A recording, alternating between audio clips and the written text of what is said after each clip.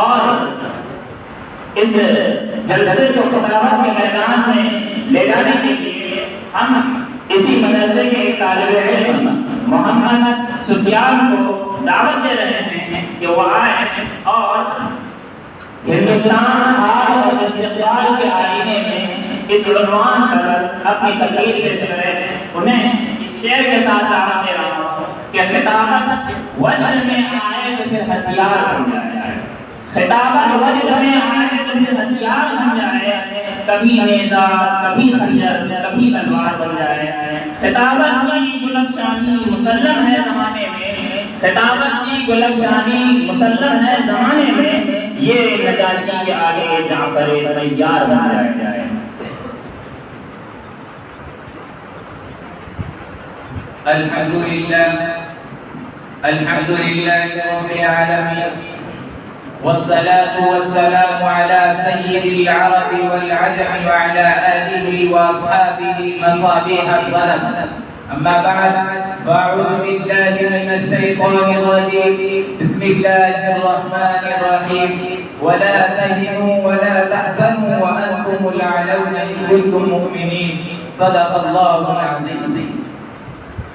مسلمانوں سمجھ جاؤ، سمجھ جانے کا وقت آیا، مسلمانوں سمجھ جاؤ، سمجھ جانے کا وقت آیا، بہت سوئے ہوئے ہو اب ہوش آنے کا وقت آیا، جہاں سے تیز سو تیرا چلے تھے تم مسلمانوں، جہاں سے تیز سو تیرا چلے تھے تم مسلمانوں، ماضی کی انہی راہوں پر پلٹ جانے کا وقت آیا، جلا ڈالی تھی تم نے کشتیاں اندلس کے ساحل پر، جلا ڈالی تھی تم نے کشتیاں اندلس کے ساحل پر، مسلمانوں وہی تاریخ دہرانے کا وقت آیا۔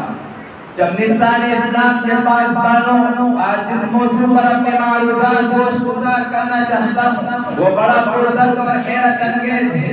مجھے امید ہے کہ جس درد اور جذبے کے ساتھ یہ باتیں کہی جا رہی ہیں اس سے زیادہ طلب اور طلب کے ساتھ سنی جائیں گی۔ ہم اور آپ جس ملک کی سرزمین پر اپنی زندگی گزار رہے ہیں یہ ایک جمہوری ملک ہے، سینکڑوں مذاہب کے ماننے والے اس ملک میں موجود ہیں، یہ ملک مختلف قوموں کا مسکن ہے، مختلف تہذیبوں کا گہوارہ ہے۔ اس ملک میں مسلمانوں نے سینکڑوں سال تک حکومت کی تھی، یہی وہ ملک ہے جہاں سینکڑوں سال تک مسلمانوں نے حکومت کی تھی، اور اس ملک میں مسلمانوں کا رونق و دبدبہ تھا، لیکن افسوس آج مسلمان تمام حقوق سے محروم ہو رہے ہیں، مسلمانوں کو حقارت کی نظر سے دیکھا جا رہا ہے، مسلمانوں پر جور و جبر ستم کے پہاڑ توڑے جا رہے ہیں۔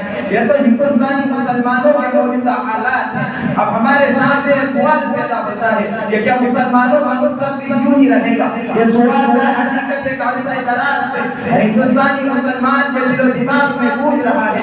ہمارا ملک ہندوستان جن گفتگی حالات سے گزر رہا ہے وہ ہم میں سے کسی پر مت بھی نہیں۔ آج ہمیں سے حالات و حوادث سے دوچار ہیں جن کے ذکر سے کلیجہ منہ پر آتا ہے۔ مساجد، مدارس، مکاتب اور مقامات مقدسہ پر ناجائز قبضے ہو رہے ہیں۔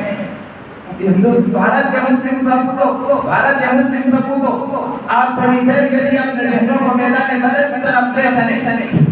تاریخ گواہ ہے، ہندوستان میں تاریخ گواہ ہے کہ بدر کے مسلمانوں کو جو کامیابی ملی وہ صرف اس وجہ سے کہ ان کا رشتہ اللہ اور اس کے رسول کے ساتھ انتہائی محدود اور مستحکم تھا، ورنہ کامیابی کے چند ظاہری اسباب تو مشرکین کے پاس تھے، کیونکہ ادھر بڑے بڑے وسائل کفار موجود تھے، ان کے پاس تمام جنگی ہتھیار فراہم تھے، وہ بڑے جوش و خروش کے عالم میں تھے، اور ادھر ملکی پر مسلمان بے سر و سامانی کے عالم میں کسی کے پاس تلوار ہے تو نیزہ نہیں، کسی کے پاس نیزہ ہے تو تلوار نہیں۔ اس تنگستی اور بے بسی کے عالم میں بھی مسلمانوں کو فتح حاصل ہوئی، کیوں؟ اس وجہ سے ان کا ایمان انتہائی مستحکم اور مضبوط تھا، ان کا ایمان واعتصموا بحبل اللہ جميعا کا مصداق تھا۔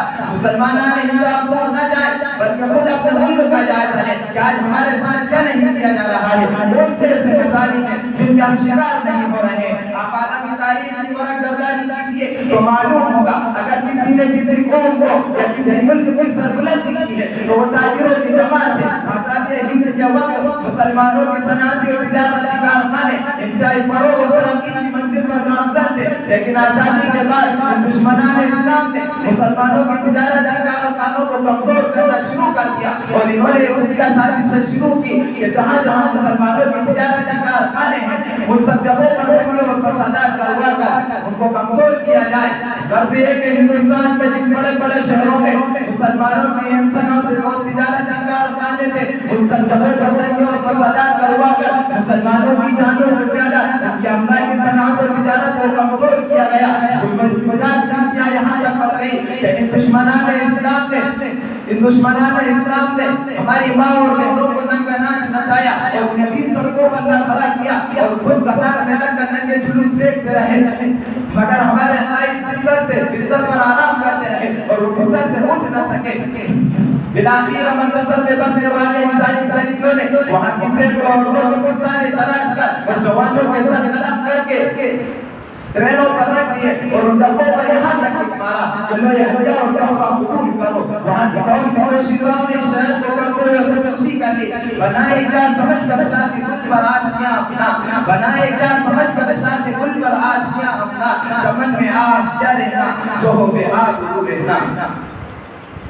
گوتم بدھ کی جائے پیدائش پر بسنے والے مسلمانوں آخر کہاں تک شمار کیا جائے ان فرقہ پرستوں کے ظلم و ستم کو. جب ہمارا ملک ہندوستان آزاد ہوا تو اس وقت مسلمانوں کی تعداد سرکاری ملازمت میں 29% کے قریب تھی, لیکن آزادی کے بعد ملک کے پیشواؤں نے مسلمانوں کو الگ کرنا شروع کر دیا جس کی وجہ سے مسلم نوجوانوں نے اپنی تعلیم کو ختم کر دیا. میں کہنا چاہتا ہوں مسلم نوجوانوں سے اگر تم نے اپنی تعلیم کو ختم کر دیا ہے تو مستقبل میں تمہارے لیے خوشی کا مترادف ہوگی, کیونکہ مذہب اسلام نے تعلیم کا مقصد نوکری اور ملازمت نہیں بتایا ہے. اس لیے مسلم نوجوانوں تم اپنی تعلیم کو مکمل کرو. لیکن افسوس ہے آج مسلمان آج سفید پوش اور صاف دل علماء پر دہشت گردی کا الزام لگایا جا رہا ہے. یہ مدارس جہاں کے طلبہ اور علماء قال اللہ و قال رسول کی نغموں میں اس قدر کھوئے ہوئے ہیں جنہیں دنیا کی کوئی آواز پر سنائی نہیں دیتی. عالمی مدارس پر دہشت گردی کا الزام لگایا جا رہا ہے. عالمی مدارس میں طلبہ سے کہا جا رہا ہے کہ انہیں شرعیت اور فتنہ پروری کی ٹریننگ دی جاتی ہے. عزیزان ملت آج تک ان مفاد پرستوں نے کسی سوالیہ کو پیش نہیں کیا جہاں مدارس اسلامیہ کے طلبہ نے دہشت گردی کا مظاہرہ کیا ہو. البتہ کالج اور یونیورسٹیوں کے اسٹوڈنٹس کو تو دیکھا گیا ہے کبھی انہوں نے ریزولوشن کے نام پر دہشت گردی کا مظاہرہ کیا, کبھی بسوں میں آگ لگا کر انہوں نے دہشت گردی کا مظاہرہ کیا, کبھی ٹرینوں پر بمباری کر کے انہوں نے دہشت گردی کا مظاہرہ کیا. کہاں تک ان دشمنان اسلام کے ظلم و ستم کو شمار کیا جائے گا. اگر اگلے حیران اور ششتر ہیں کہ ان دور رسم گاہوں کو یہ کھلی ہوئی دہشت گردی نظر نہیں آتی. یہ کیسی صداقت ہے, یہ کیسا انصاف ہے, یہ کیسی صداقت ہے, یہ کیسا انصاف ہے. یاد رکھو اے امت مسلمہ کے ترقت دلو, اگر یہ RSS اور شیو سینا جیسی فرقہ پرست تنظیمیں اسلام کے خلاف پورے ملک میں قیامت خیز ماحول پیدا کر سکتی ہیں تو اسی بھارت کی سرزمین پر جہاں ہزاروں کی تعداد میں مدارس اسلامیہ اور کروڑوں کی تعداد میں علماء موجود ہیں, ان کی بھوکوں سے بھی طوفان برپا ہو سکتا ہے. آج ہمارے ملک اخلاقی بحران کا شکار ہو چکا ہے. لہذا ہمیں دیکھنا چاہیے جس نے اپنے عمل کا مقصد یہ بتایا وہ اس مطلب کا مکارم الاخلاق انسان کو سب سے نفیس ترین چیز جو عطا کی گئی ہے وہ مکارم الاخلاق ہے. لیکن ہے سچ ہے کہ ہم نے تعلیمات رسول پر عمل کرنا چھوڑ دیا, ہم نے ارکان اسلام پر عمل کرنا چھوڑ دیا. قمار بازی, جوئے بازی, شراب نوشی اور ناچ گانے بجائے ہماری طبیعت ذاتیہ بن چکی ہے. بس یہ ہے کہ صحابہ کرام جیسی خصوصیت قدسیہ کی کوئی علامت ہمیں باقی نہ رہی کہ ہم کیسے مستقبل میں ترقی اور کامیابی کی منزل پر گامزن ہو سکتے ہیں.